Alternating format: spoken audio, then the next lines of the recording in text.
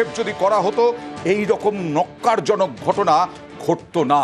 আর তদন্তে কোনো ফাঁক রাখতে নারাজ তদন্তকারী অফিসাররা, তাই আরও একটি মোবাইল বাজেয়াপ্ত হলো। এই মনোজিৎ যাদের ওপরে হম্বিতম্বি দেখাতো নিরাপত্তারক্ষী, আরও একজন নিরাপত্তারক্ষীর মোবাইল বাজেয়াপ্ত হলো। আরও এক নিরাপত্তারক্ষী বরুণ মাহালি তার নাম, তিনি ওই দিন ডিউটিতে ছিলেন। কথা বলবো প্রতিনিধি সান্নিকের সঙ্গে।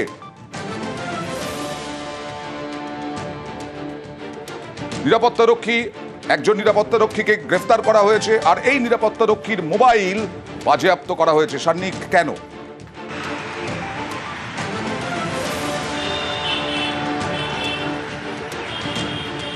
দেখো, মনোজিৎ সহ যে মোট 4 জন গ্রেফতার হয়েছে তাদের প্রত্যেকেরই মোবাইল ফোন ইতিমধ্যেই আমরা জানি বাজেয়াপ্ত হয়েছে। কিন্তু আরও একজন নিরাপত্তারক্ষী, যিনি এই কলেজের নিরাপত্তার দায়িত্বে থাকেন, যিনি এর আগে পুলিশের সামনে বয়ান দিয়েছেন যে তিনি 8টা 25 নাগাদ বাড়ি পৌঁছে গিয়েছিলেন, সেই নিরাপত্তারক্ষীর ফোনও এবার বাজেয়াপ্ত করা হলো। মূলত যেটা পুলিশ জানতে চায়, যে নিরাপত্তারক্ষী সেদিন তারপরেও দায়িত্বে ছিলেন, যাকে ইতিমধ্যেই তদন্তকারীরা গ্রেফতার করেছেন, তার ভূমিকা সম্পর্কে পুলিশ পুরোপুরি একটা স্পষ্ট ধারণা চায়। এবং সেই কারণে সেই দিন যখন তাকে আটকে রাখা হয়েছিল, যখন সে বাইরে ছিল, সেই নির্যাতিতা তরুণী, তাকে এখানে আটকে রাখা হয়েছিল কার্যত, সেই সময়ের গোটা ঘটনাটা সে নিরাপত্তারক্ষী, আরও একজন যে নিরাপত্তারক্ষী তাকে ফোনে জানিয়েছিল কিনা, কিংবা সে তারপরে কি কি ভূমিকা পালন করেছিল, অর্থাৎ নিরাপত্তার দায়িত্বে যারা ছিলেন তারা নিজেদের মধ্যে ঠিক কি ভূমিকা পালন করেছিলেন, সেই সমস্ত বিষয় একটা স্পষ্ট ধারণা পেতেই এই মোবাইলটিকেও বাজেয়াপ্ত করা হয়েছে। ইতিমধ্যেই তার কল ডেটা সহ বিভিন্ন রেকর্ডের দিকেই পুলিশ আপাতত নজর দিচ্ছে। এখান থেকে নতুন কোনো তথ্য বেরোয় কিনা সেই দিকে তদন্তকারীদের নজর থাকবে। একদম, মোবাইল ফোন বাজেয়াপ্ত। আর গতকাল কি হয়েছিল? গতকাল তথ্য প্রমাণ জোগাড়ে 3D ম্যাপিং এবং মনোজিতদের নিয়ে গিয়ে একেবারে টাইম টু টাইম বিভিন্ন জায়গায় পুনর্নির্মাণ। সাউথ ক্যালকাটা ল কলেজ, এই কলেজের মধ্যে ছাত্রীকে গণধর্ষণের অভিযোগ। এর তদন্তে এবার ঘটনাস্থলে 3D ম্যাপিং কলকাতা পুলিশের। প্রধান অভিযুক্ত মনোজিৎ মিশ্র সহ ধৃত 4 জনকে নিয়ে শুক্রবার ভোরে কলেজে যান তদন্তকারীরা, করেন ঘটনার পুনর্নির্মাণ।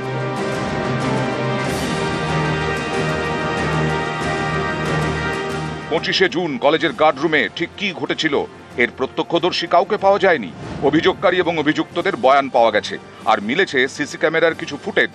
কিন্তু অপরাধ ঠিক কোথায় ঘটেছিল, সেই সময় কার কি গতিবিধি ছিল, এসবের জন্য এবার 3D ম্যাপিং করে ঘটনার পুনর্নির্মাণ।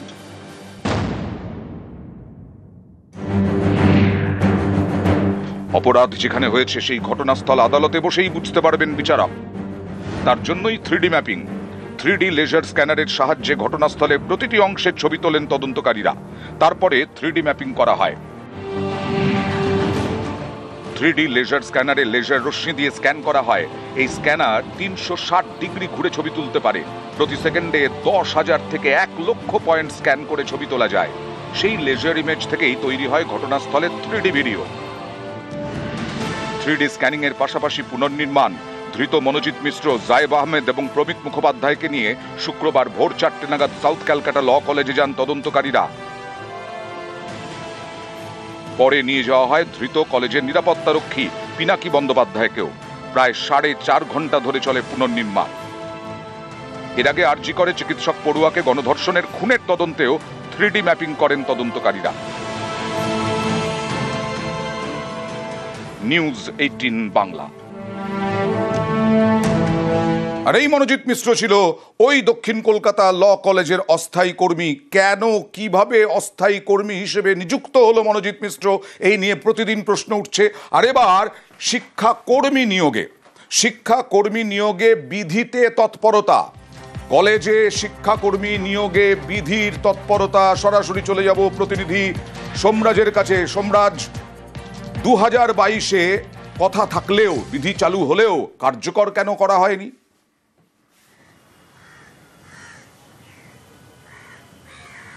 দেখো, এটাই এখন সব থেকে বড় প্রশ্ন। তার কারণ 2022 সালে কলেজ সার্ভিস কমিশনের হাতে কেন্দ্রীয়ভাবে রাজ্যের কলেজগুলিতে শিক্ষাকর্মী নিয়োগের জন্য আইন তৈরি করা হয়েছিল এবং সেই ক্ষমতা কলেজ সার্ভিস কমিশনকেও দেওয়া হয়েছিল।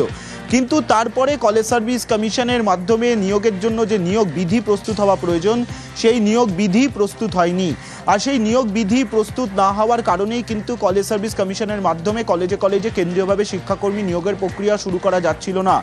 যেটা সূত্র মারফত জানা যাচ্ছে, সাম্প্রতিক সময়ে সাউথ ক্যালকাটা ল কলেজের যে ঘটনা, সেই ঘটনার পর শিক্ষাকর্মী নিয়োগে এই নিয়োগ বিধি প্রস্তুতিতে চূড়ান্ত তৎপরতা শুরু করেছে উচ্চশিক্ষা দপ্তর। ইতিমধ্যেই রাজ্যের অর্থ দপ্তর এবং আইন দপ্তরের তরফে একতরফা অনুমোদন আসার পরে ফের আইন দপ্তরে উচ্চশিক্ষা দপ্তরের তরফে নিয়োগ বিধি পাঠানো হয়েছে। অর্থ দপ্তরের তরফে ইতিমধ্যেই সবুজ সংকেত পেয়ে গেছে রাজ্যের উচ্চশিক্ষা দপ্তরে নিয়োগ বিধি চূড়ান্ত করার ব্যাপারে। এরপর রাজ্য মন্ত্রিসভার বৈঠকে তা পেশ করা হবে এবং তার অনুমোদন এলেই কলেজ সার্ভিস কমিশনের মাধ্যমে কেন্দ্রীয়ভাবে কলেজে কলেজে শিক্ষাকর্মী নিয়োগের প্রক্রিয়া শুরু হয়ে যাবে। এতদিন পর্যন্ত রাজ্যের কলেজগুলিতেই কলেজের পরিচালন সমিতি অস্থায়ী শিক্ষাকর্মী নিয়োগ করে আসছেন। বিশেষত শিক্ষাকর্মী তাদের প্রয়োজন থাকে বলে বিভিন্ন সময় কলেজের পরিচালন সমিতি তারা কলেজে কলেজে অস্থায়ী শিক্ষাকর্মী নিয়োগ করে থাকেন। কিন্তু সাম্প্রতিক সময়ে সাউথ ক্যালকাটা ল কলেজের যে ঘটনা এবং তারপর একের পর এক অভিযোগ উঠে এসেছে, মনে করা হচ্ছে সেই কারণেই এই কলেজে কলেজে শিক্ষাকর্মী নিয়োগের জন্য নিয়োগ বিধি প্রস্তুতিতে চূড়ান্ত তৎপরতা শুরু করেছে রাজ্যের উচ্চশিক্ষা দপ্তর।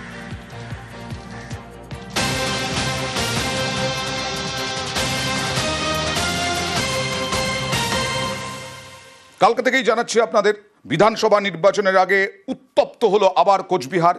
কাল রাজু দে, তৃণমূলের নেতা, তাকে গুলি করে খুন করার চেষ্টার অভিযোগ উঠল বিজেপির বিরুদ্ধে। রাজু দে এখন হাসপাতালে ভর্তি। তাকে দেখতে গেছিলেন আজকে উদয়ন গুহ। দীপঙ্কর রায়, স্থানীয় বিধায়ক, তার ছেলে সুকুমার রায়ের ছেলে, তাকে গ্রেফতার করা হয়েছে, তাকে ফাঁসানো হয়েছে, এরকমটাও বলছেন তিনি। দেখি আগে কি বলছেন। দীপঙ্কর, তোমাকে কি ফাঁসানো হলো? ফাঁসানো হলো মানে কি কারণে, কি মনে হচ্ছে? রাজনৈতিক কারণ। রাজনৈতিক কারণে তদন্ত করে পুলিশ বুঝবে। কালকে তৃণমূলের দিকে তোপ দেখেছিলেন সুকুমার রায়, বিজেপি বিধায়ক নিজে। আজকে বললেন তার ছেলে দীপঙ্কর রায় যে রাজনৈতিক কারণ ফাঁসানো হয়েছে। সরাসরি চলে যাব শুভঙ্করের কাছে। শুভঙ্কর, 26-এর বিধানসভা নির্বাচনের আগে প্রথম গুলি যদি বলি, তাহলে পরপর এরপরে তো উত্তেজনা বাড়বে, তরজাও শুরু হবে, রাজনৈতিক তরজা। হ্যাঁ দেখো, একেবারেই বিগত দিনে দেখা গিয়েছে কোচবিহারে যে কোনো নির্বাচন আসলেই কোচবিহার, রাজ্যের মধ্যে কোচবিহার এমন একটি জায়গা, কোচবিহার, দিনহাটা, মাথাভাঙা, সেখানে সবচেয়ে প্রথম রাজনৈতিক অশান্তির খবর আসে, কোথাও গুলি চলে, রাজনৈতিক সংঘর্ষের ঘটনা ঘটে। এবং বিধানসভা নির্বাচনের এখনো কয়েক মাস বাকি, বছর ঘুরবে তারপরে নির্বাচন। ইতিমধ্যেই কিন্তু উত্তপ্ত হয়ে উঠেছে কোচবিহার এবং যে কারণেই কোচবিহারের তৃণমূল নেতাকে গুলি চালানোর ঘটনা ঘটেছে। এবং এই যে গুলি চালানোর ঘটনা, সেই ঘটনায় কিন্তু সরাসরি অভিযোগ উঠেছে বিজেপির যিনি বিধায়ক, উত্তর বিধানসভা কেন্দ্রের বিধায়ক সুকুমার রায়ের ছেলের বিরুদ্ধে। না, কিন্তু উদয়ন গুহ কেন বলছেন যে সুকুমার রায়ের আত্মীয় সহ সবাইকে গ্রেফতার করা উচিত? হ্যাঁ, যেটা বলেছেন উদয়ন গুহ, তিনি তৃণমূল নেতা, আহত তৃণমূল নেতাকে দেখতে হাসপাতালে এসে তিনি বলেছিলেন এই যে বিজেপি এই ঘটনা ঘটিয়েছে, এর খেসারত বিজেপিকে দিতে হবে। অর্থাৎ উদয়ন গুহ কিন্তু বিজেপিকে হুঁশিয়ারি দিয়েছেন। পাশাপাশি তিনি যেটা বলেছেন, শুধু বিজেপি বিধায়কের ছেলেকে গ্রেপ্তার করলেই হবে না, বিজেপি বিধায়ক যিনি আছেন সুকুমার রায়। না, কেন বললেন? আমি জানি, আমি এই বক্তব্যটা আমরা শুনিয়েছি। কেন বললেন? তার পেছনে কোনো কারণ আছে তিনি বলছেন? সংক্ষেপে জানতে চাইব। হ্যাঁ দেখো, এর আগে দেখা গিয়েছে যে দিনহাটা সাহেবগঞ্জে একটি ডাকাতির মামলা, সেই মামলায় নাম জড়িয়েছিল বিজেপি বিধায়কের সুকুমার রায়ের নাম। তাছাড়া কোচবিহারের পুন্ডিবাড়িতে একটা তৃণমূল নেতা খুন হয়েছিল, সেখানেও বিজেপি বিধায়কের নাম জড়িয়েছিল। যে কারণে উদয়ন গুহ আজকে এই রকম ভাবে সুর চড়ালেন পাল্টা। সুকুমার রায় কি বললেন দেখুন। যেমন বাবা তেমন ছেলে, দুই ছেলে এবং বাবা, তো সবাইকে গ্রেপ্তার করা যায়। তবে এই গুন্ডামি কেউ বরদাস্ত করবে না। যদি মনে করে যে গুন্ডামি করে কুচবিহার আবার দখল করবে, ওটা ভুল রাস্তায় হাঁটছে। এর জন্য ওদের প্রচুর খেসারত দিতে হবে। ওর পায়ের তলার থেকে মাটি সরে গেছে বলে ও এইসব করাচ্ছে। মিথ্যা মামলায় তো বিজেপি কর্মীদের ফাঁসাবে, এটাই আর কি। ওদের তো আর কিছু করতে পারবে না, ওদের তো এইখানে লোক নাই উত্তর বিধানসভায়, এখন কেসে ফাঁসানোর চেষ্টা করবে, ওইটাই। বিজেপি কর্মীদের ফাঁসানোর চেষ্টা করবে। নিজের ছেলে ওইখানে আমাদের গাড়ির ছেলে ভেঙে দিল, তার জন্য কোনো কথা নাই। এর আগেও যেটা আমাদের প্রতিনিধি বলছিলেন, বারবার উত্তপ্ত হয়েছে দিনহাটা, কোচবিহার, বিভিন্ন সময়ে বিভিন্ন নির্বাচনে আবার উত্তপ্ত হলো, আবার গরম হলো কোচবিহারের রাজনীতি। রাজু দে কোচবিহার 2 নম্বর ব্লকের চকচকা পঞ্চায়েত সমিতির কর্মাধ্যক্ষ। বৃহস্পতিবার বাড়ির কাছে তাকে গুলি করা হয়। এই ঘটনাকে কেন্দ্র করে কোচবিহারে হাওয়া গরম, পথে নেমে বিক্ষোভ দেখিয়েছে তৃণমূল। গ্রেফতার করা হয়েছে স্থানীয় বিজেপি বিধায়কের ছেলেকে। অনেকে বলছেন এই হামলার নেপথ্যে রয়েছে এলাকার রাজনৈতিক সমীকরণ। চকচকা পঞ্চায়েত সমিতি কোচবিহার উত্তর বিধানসভা কেন্দ্রের মধ্যে পড়ে। 2021-এর বিধানসভা নির্বাচনে এই কেন্দ্রে জয়ী হন বিজেপির সুকুমার রায়। 2024-এর লোকসভা ভোটে বিজেপি প্রার্থী নিশীথ প্রামাণিক কোচবিহার আসনে হেরে গেলেও এই বিধানসভা কেন্দ্রে 17,989 ভোটে এগিয়ে ছিলেন। কোচবিহার উত্তর কেন্দ্রের অন্তর্গত চকচকার দাপুটে তৃণমূল নেতা রাজু দে। তৃণমূলের দাবি এলাকার সংগঠনের রাশ এখন রাজুর হাতে, তার জন্যই বিশেষ সুবিধে করে উঠতে পারছে না বিজেপি। তাই বিধানসভা ভোটের আগে তৃণমূল নেতা রাজুকে টার্গেট করলো বিজেপি। গত পঞ্চায়েত নির্বাচনে এখানে প্রায় 106খানা গ্রাম পঞ্চায়েত বিজেপি জিতেছিল।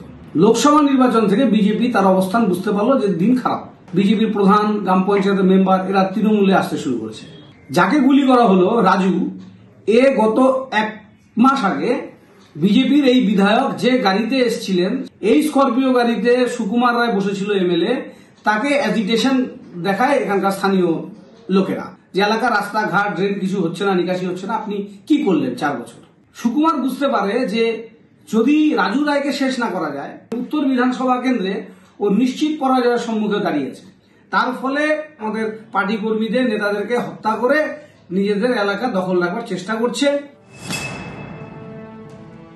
শাসক দলের গোষ্ঠী কোন্দলই হবে, বিজেপিকে মেরে কুচবিহারে কিচ্ছু রাখেনি। আমাদের নিশীথ প্রামাণিককে এবার জোর করে হারানো হয়েছে এবং নিশীথ প্রামাণিক হারার পর ওখানে উদয়ন গুহ নামে একটা সার্টিফাইড গুন্ডা আছে, তার অত্যাচারে ওখানে বিজেপির কর্মীদের মেরে ধরে তাদের বাড়ি ঘর ভেঙে তার বাড়ির মহিলাদের সাথে নানা রকমের বাজে ব্যবহার করে এমন অবস্থা করেছে ওখানে বিজেপির ক্ষমতা নেই যে ওদেরকে মারবে। সুকান্ত মজুমদার শিক্ষিত মানুষ, তারপরেও যেরকম বাচালের মতো কথা বলেন তাতে ওনার কোনো বাজারে গুরুত্ব বলে আর কিছু নেই। আমি যদি সার্টিফাইড গুন্ডা হই, ওই সুকান্ত মজুমদার এবং তার সহকর্মীরা হচ্ছে সবাই হাইব্রিড গুন্ডা। গত কয়েক বছরে বারবার উত্তপ্ত হয়েছে কোচবিহার। পঞ্চায়েত, বিধানসভা, লোকসভা ভোটের ঢাকে কাঠি পড়লেই হাওয়া গরম। সেই কোচবিহারেই এবার গুলিবিদ্ধ তৃণমূল নেতা। নিউজ 18 বাংলা।